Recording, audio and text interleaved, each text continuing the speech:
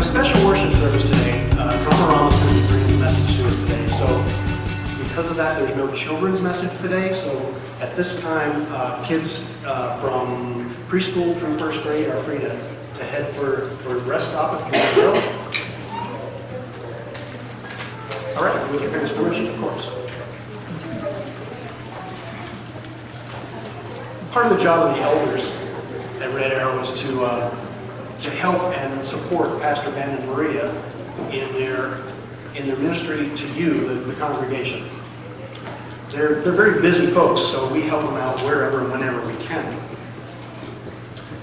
So if you ever have any questions, or if you need prayers, or if you just need to talk to somebody who's in the leadership of the church, by all means, track down an elder, and we'll do whatever we can to help. As a matter of fact, any elders who are in here today, could you please stand? Yeah, there's a couple of us. There's actually several more. And if you pick up one of these flyers from the faith development wall or table out right outside the doors here, on the back of that there's a list of the elders and their contact information. Thank you.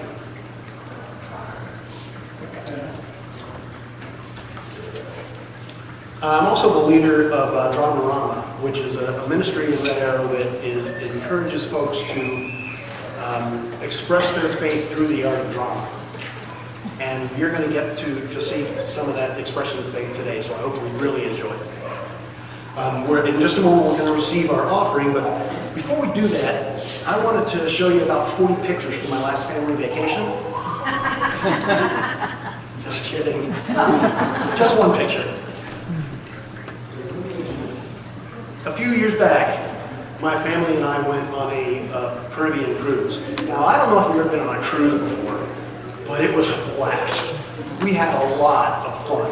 In fact, there's a picture of us boarding the ship, but this isn't it. Similar ship, though. Anyway, when we checked in, they took our bags, and they said that a steward would deliver them to our rooms, and they'd be there after we'd eaten about 13 ice cream cones and a couple of pizzas. Anyway, we heard that word steward quite a bit on that trip. See, we left our bags with the steward, and he took care of them for us. They were still our bags, of course. They were just temporarily in his possession. And he watched them for us, kept them safe. The steward didn't really own the bags, obviously. He was just managing them for us for a while.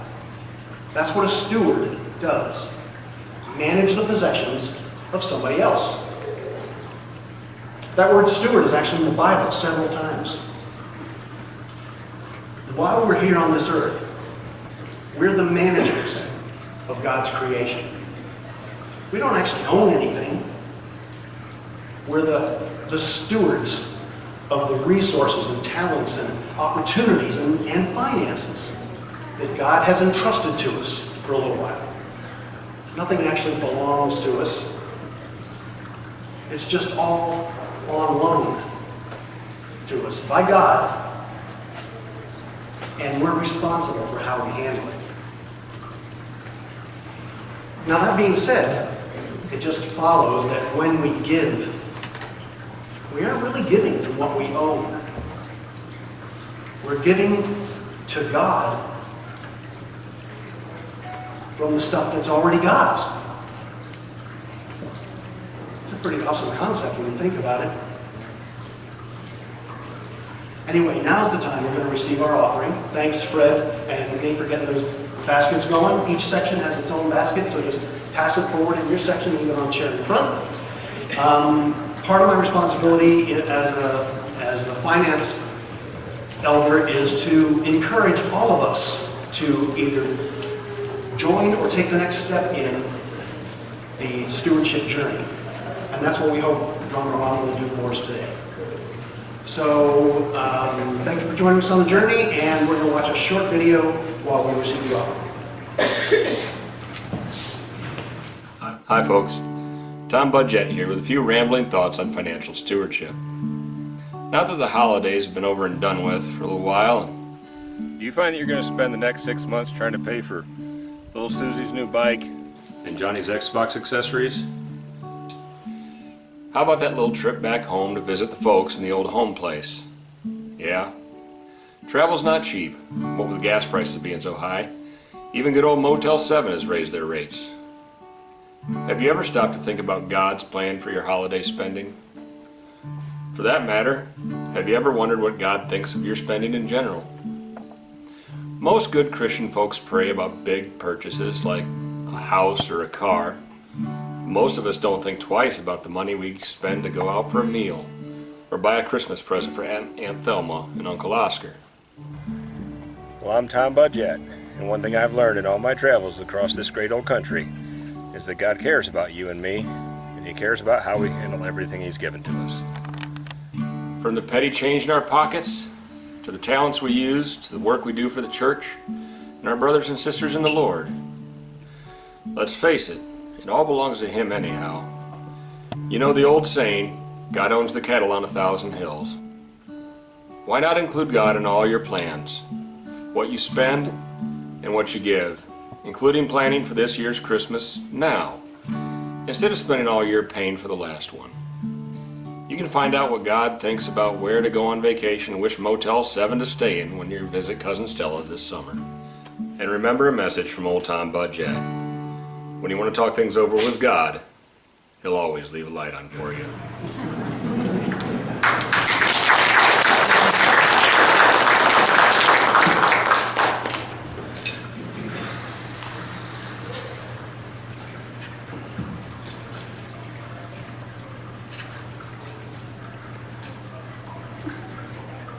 Hey, hon. Just balancing our checkbook, and there's a couple of entries in here I was hoping that you would help me with. I can't make any sense of them. Sure, go for it. Okay. Well, there's 3 of them. One is from ABC Warehouse, one is from Tweeter, and one is, it's illegible. I can't even make out what it is. Okay. The one from ABC Warehouse, that's because I bought some speakers. Oh, you spent $1,000 on some speakers? Whoa, hold on there, honey. They aren't just some speakers. Those are Bose speakers. Okay? See, the deal is, so don't you worry your pretty little head about it. See, the deal is this. I bought the speakers to go with the high-end receiver I bought. So the receiver goes with the speakers. Okay, so that would be the Tweeter entry. That's right. I bought a receiver from Tweeter. Hey, that kind of rhymes, doesn't it? Yeah. Haha. You spent $800 on a receiver from Tweeter. Well, you don't need to look at it that way. You need to look at it this way. I bought the family a home theater system so that we can plug in our iPods and we can plug in the HD Blu-ray DVD player that I got. The sound is going to be incredible. I mean, multi-channel, multi-coded equalization. You are going to be able to see the Packers like you've never seen the Packers before. And we really need all of that? Well, we do if we're going to enjoy our new TV, yeah. So that would be the illogical entry here. Oh, you can't read that?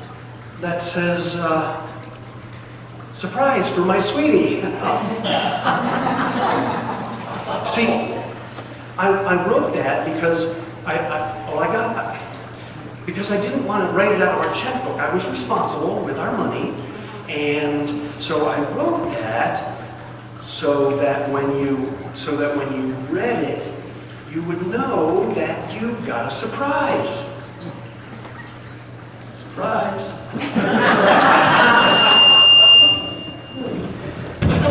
Where did the money come from?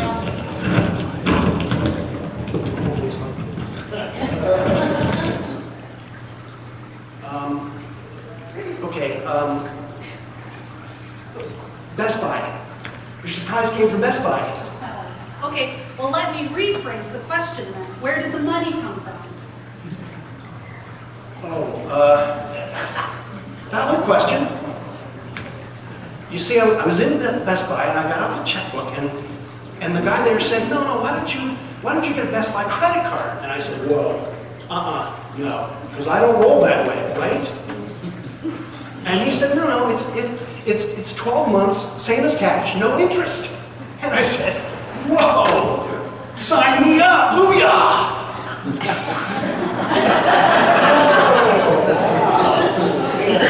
So we get to enjoy it for a year. Yeah. In your attempt to be responsible, though, with our money, you didn't even write down how much we put on credit. Can you really put a price tag on the amount of joy we're going to get out of watching a 52-inch Sony HD plasma TV? How much, Bill? $3,200. What? In my defense, I shopped all afternoon, and it really was the Best Buy.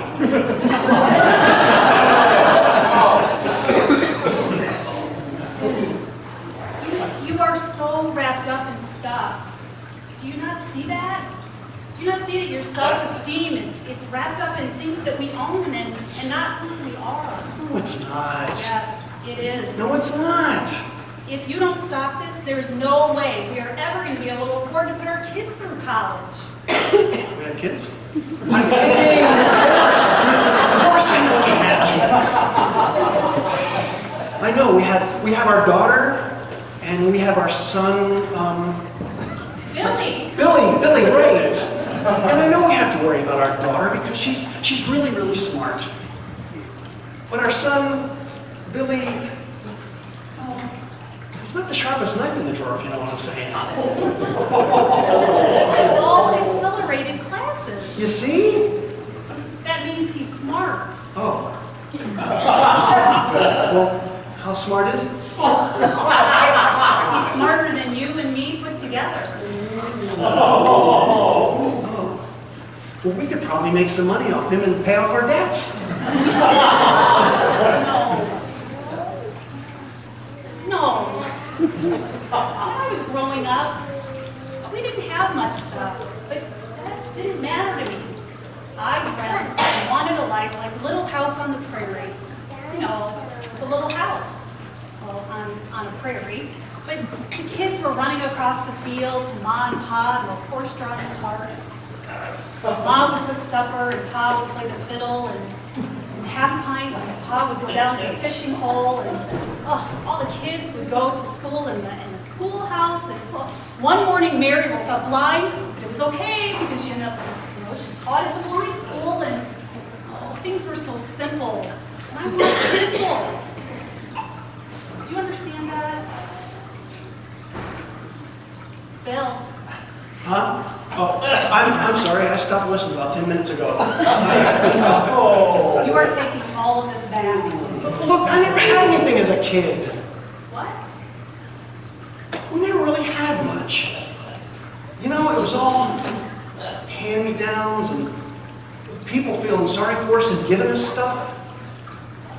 My dad worked so hard and he was never really happy. So I said to myself, when I got older, I was gonna enjoy life. I was gonna enjoy the things that I had. So that's why I always get a lot of stuff. It might not make a lot of sense, but that's just the way I do it. I know that, but it doesn't matter. If there's any hope for a future for you and me and for our kids, we have to stop living beyond our means. We have to be responsible for what we have. And God has given us so much. We have to take care of the things that He's given us. We have to tithe. We have to give it back to God. Okay? I hear everything you're saying, sweetie. And that's one thing I can do right away is start giving my tithes to the church and to the people less fortunate. No, not tithes. Tithes, not tithes like you wear. Tithes like 10%. Oh, I'm sorry. This is all coming at me so fast. It's like an accelerated class. Okay, I can something I can do right away, I suppose, is I can can take it all back. Because, I mean, when we're old and gray, I'd like for you to be able to look at me and say, Bill, you really took care of us. You really took care of our family. We really did have two pickles to rub together. You need 2 nickels? Is that how you say that? That makes so much more sense now. Oh, this is going to be really tough.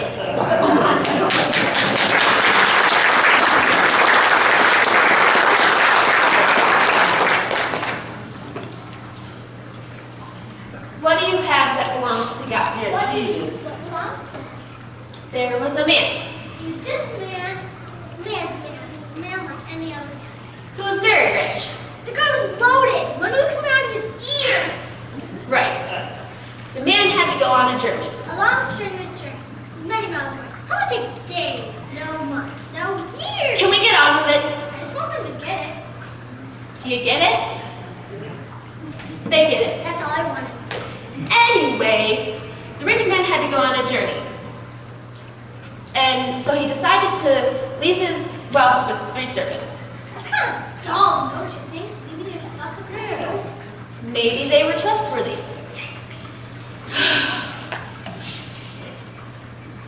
The wealthy man said to his first servant, I'm leaving you with 5 talents. what? Talents. A talent is worth about $1,000. Whoa. So you mean this wealthy guy left the servant guy 5 of those, what do you call them? Talents. Yeah, that's $5,000. You figured that out all by yourself? Very funny. To the second servant, he left 2 talents. That's $2,000. And to the third servant, he left 1 talent. That's $1,000. All this, and she fetches 2. Uh-huh. Now, the first servant took his $5,000 and made $5,000 more. Investments were good back then. You're telling me. The second servant also doubled his money, making $2,000 more. And the third servant? The third servant buried his money, Hid it. secretly concealed it. Then, after a long How time, long? I don't know. You don't know much. The Bible doesn't say. After a long time, the man returned home and inquired about his money. The first servant handed over $5,000 plus $5,000. The second servant handed over his $2,000 plus $2,000 more. And the man was very pleased. Hey, I would have been too. But the third servant only handed over his $1,000 and excuses. I was afraid of you. You're a hard man. I don't think you're good at mess. Well. You're good at that whining stuff. And the man was very upset with the servant. So he threw him out and gave the cash to the first servant. You're out of here, baby. What do you have that belongs to God? What do you do with what belongs to him? Maybe you write and sing songs. Do you encourage friends? Maybe you cook. Maybe you've got money or stuff to share. Could be you've got a set of wheels. You're good at sports. Have a great personality. God has given good and perfect gifts like these. And he's left them with you. That help. What will you do with it? Use it or lose it. If you use it for God, He'll bless it. If you don't, you can't. This little light of mine, I'm gonna let it shine. Hide it under a bushel? No, I'm gonna let it shine.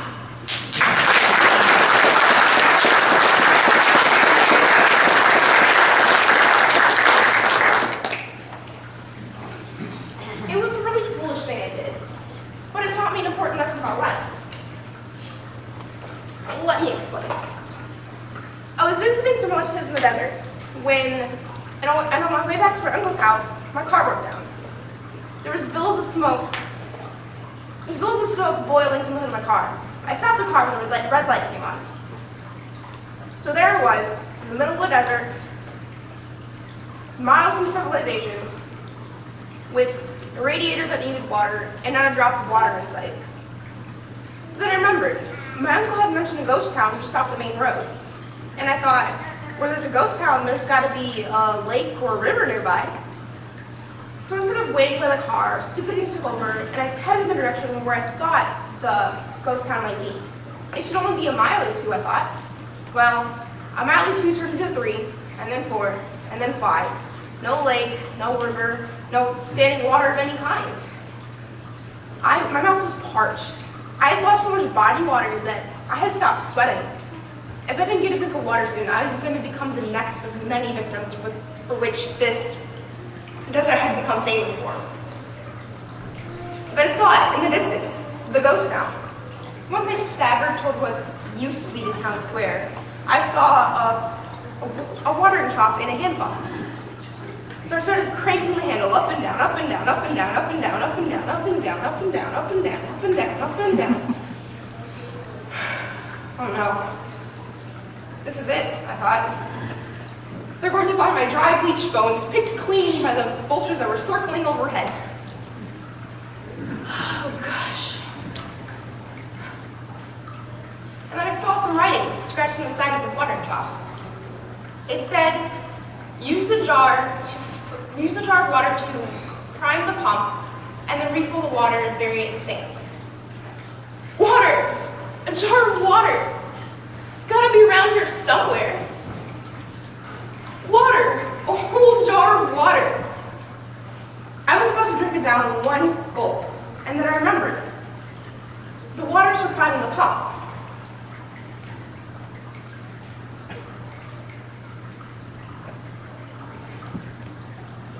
Do I drink it down in one beautiful, thirst-quenching gulp? Or do I risk a little and possibly gain a lot? I called myself some rather unflattering names as I emptied the jar down the throat of the pump, and then I cranked the handle. Within a dozen times, the water began to flow generously out of the pump. So I stuck my face in the mouth of the pipe and drank until my stomach ached. But I sat back and apologized to myself for the name calling. And then I noticed the jar. Obediently, I picked up the jar, refilled it, and buried it back in the sand. To make a long story short, I sat in the shade and recovered from a heat stroke, and my uncle came looking for me. He had anticipated my stupidity. So on the way back, my uncle asked me, "Did you learn anything from your experience?" "Yeah," I said. Don't abandon your car." "No," he said. "Did you learn anything from your walk with God?" "What kind of question is that?" I asked. And then it hit me. For years, my uncle had been nagging at me to donate my time, talents, and money to the church. And now I know that's what he meant. Lord has given me a jar of time, talents, and money. And he wants me to prime the pump with it to allow his blessings to be able to flow generously over me and splash onto others. And he wants me to leave a jar of blessings behind to save the next person from certain death. That's what he wants from you too. Prime the pump.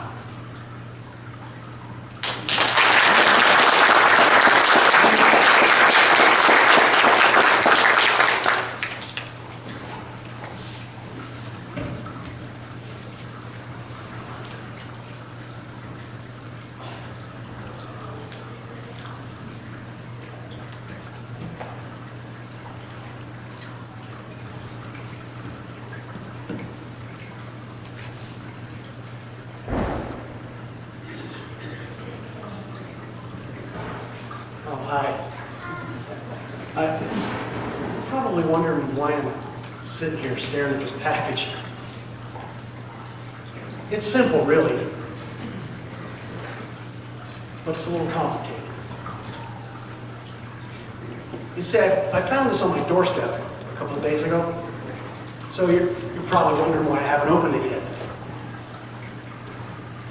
Well, frankly, I'm a little afraid. Oh, I'm not worried about being a bomb or a rattlesnake or anything like that. You see, my birthday was recently, so it's probably a pretty nice gift. In fact, I'm sure that it's a really nice gift. That's the problem. Okay, let's say, for instance, it's a Bible. Say Pastor Ben bought me a Bible for my birthday. Now, Pastor Ben wouldn't buy me just any old Bible. No, it'd be a super duper reference Bible with maps and charts and a concordance and a Greek dictionary. The words of Jesus in some psychedelic color. Now, I'm not saying that I would love a Bible like that. I would. Can you imagine how much I would grow spiritually with a Bible like that? But then the church would call. And they say, hey, Don, why don't you come down here and teach a Bible study Wednesday night? Lord knows I don't have time for that. But hey, maybe it's not a Bible at all. Maybe it's money. Cold, hard cash, lots of it. Okay, you might have to use your imagination here a little bit, so try to stay with me. Let's say a long-lost relative of mine died.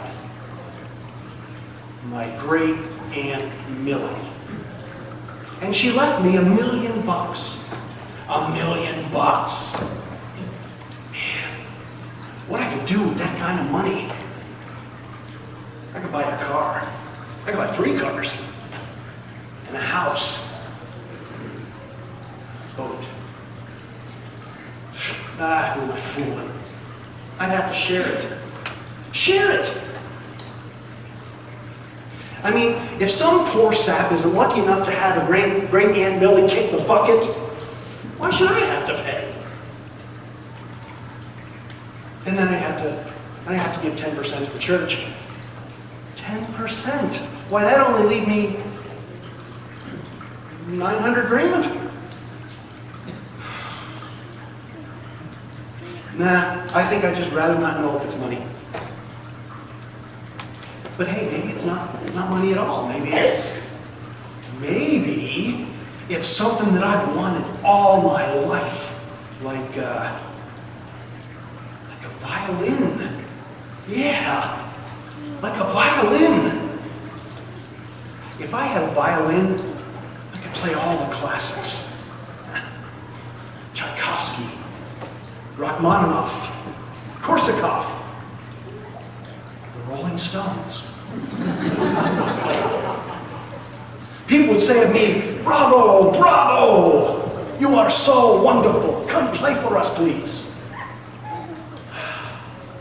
Yeah, then the church would call, and they'd say, hey, Don, would you come down and play for us too? Me, the maestro. How could I lower myself to play for a mere 200 people after I've played for the masses? You know,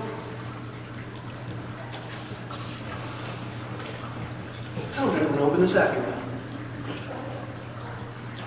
If I opened it, there's no telling how I'd have to use it.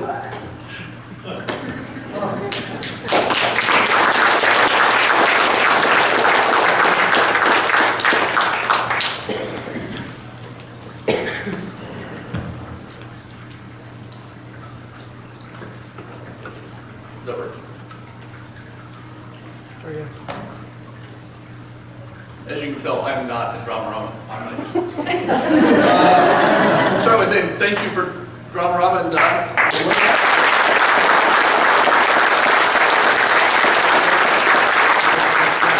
And I'll close with prayer, and then we'll be ready to sing. Dear Lord, thank you for the day. Thank you for Rama. Thank you for Don and all the wonderful team that is able to come up and use their talents and demonstrate the importance of us sticking to our stewardship journey and being on it. Only you know where we all stand on that. It's a personal location.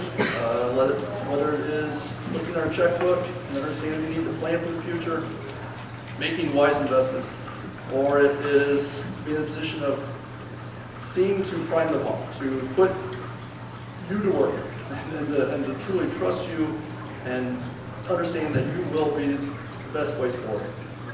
You will make it grow.